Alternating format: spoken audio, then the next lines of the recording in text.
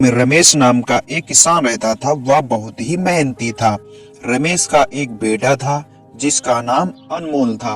अनमोल दिन रात फोन पर ही लगा रहता था और अनमोल के पिताजी बहुत ही मेहनती व्यक्ति थे और वो दिन रात अपने बेटे की पढ़ाई के लिए मेहनत किया करते थे। मोहन के माता पिता इस बात से बहुत खुश थे कि उनका बेटा भी पढ़ने में तेज है। तभी ये जी सुनते हो, देखो अपना बेटा तो पढ़ने लिखने में बहुत अच्छा है और हमें उसे तकलीफ नहीं देनी चाहिए, उसे कोई भी। हाँ जी, तुम सही कहती हो।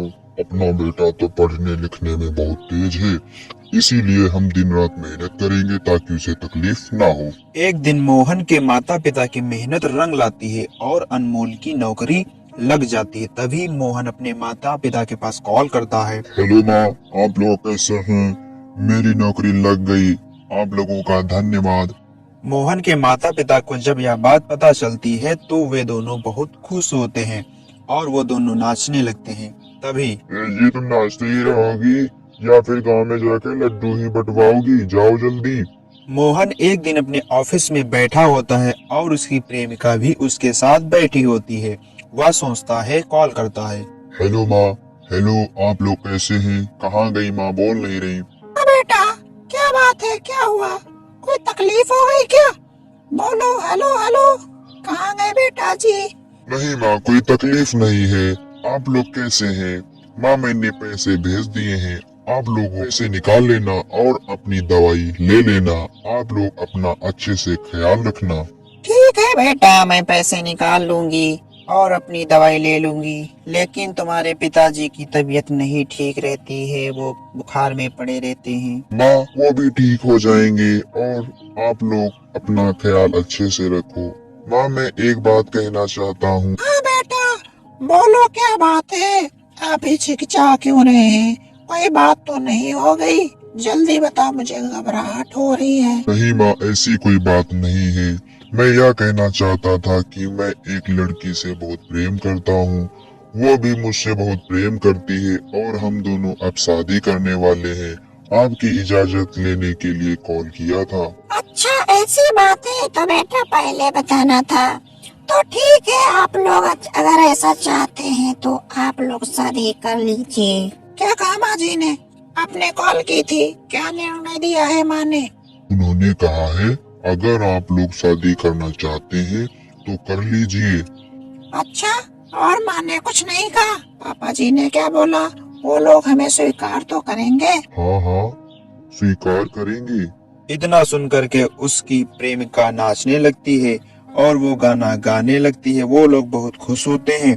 क्या बात है, बेटे ने फोन किया था, क्या कह रही थी? बेटा कह रहा था हम शादी करने वाले हैं, आपसे इजाजत मांगने के लिए कॉल की है और मैंने इजाजत दे दी है। इतना सुन करके उसके पिताजी बहुत खुश होते हैं और वो नाचने कूदने लगते हैं। सब कुछ सही चल रहा होता है कि अचानक अनमोल के पिताजी का दिल का दौरा पड़ने के कारण उनकी मृत्यु हो जाती है और तभी पर वहां अनमोल आता है। अनमोल बेचारा अपने पिताजी को देखकर वह भी रोने लगता है और मन ही मन बहुत घबराने लगता है। तभी उसकी माँ जी खड़ी होकर बोलती है। देख बेटा, क्या हो गया? तेरे पिताजी इस दुनिया में अब नहीं रहे और अब हमें खाना खर्चा कौन देगा और खेती बाड़ी कौन देखेगा? अनमोल के पिता की मृत्यु के बाद अनमोल अपनी माता को अपने साथ ले जाता है ताकि गांव के तानों से वह बच सके। अनमोल अपनी माँ को अपने घर ले आता है और तभी वह अपनी बीवी के कमरे में जाता है। देखता है उसकी बीवी सोफे पे बैठी होती है और तभी भाग्यवान, सुनती हो? मैं अपनी माँ को अपने साथ ले आया हूँ, आज से वो यही रहेंगी। अरे ये क्या किया? नहीं लाना था अपनी माँ को यहाँ। यहाँ खाना खर्चा कौन देगा? मैं खाना नहीं बना पाऊंगी। एक तो तुम्हारी माँ, मुझसे नहीं होगा। नहीं, आज से मेरे पिताजी नहीं रहे तो मेरी माँ यही रहेंगी और यही रहेंगी। यहीं से उनकी दवा चलेगी और खाना खर्चा भी चलेगा। आप क्यों नहीं समझ रही? वो दोनों आपस में झगड़ा करने लगते हैं और तभी उनकी माताजी वहां पे आ जाती हैं। उसकी माँ दोनों को झगड़ा करते हुए देखती हैं और क्यों झगड़ा कर रहे हो? आपस में क्यों लड़े मरे जा रहे हो? मैंने सारी बात सुन रही है। मैं थोड़ा भी नहीं खाती हूँ और नहीं भी खाती हूँ।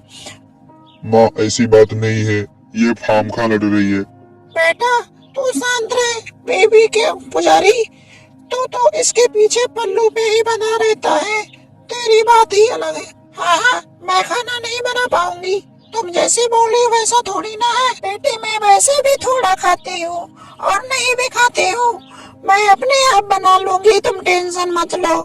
मुझे मुझे बनाना आता है खाना। इतना कह करके वह अपने कमरे में बेचारी बैठ जाती है और वह रोने लगती है और सोचने लगती है।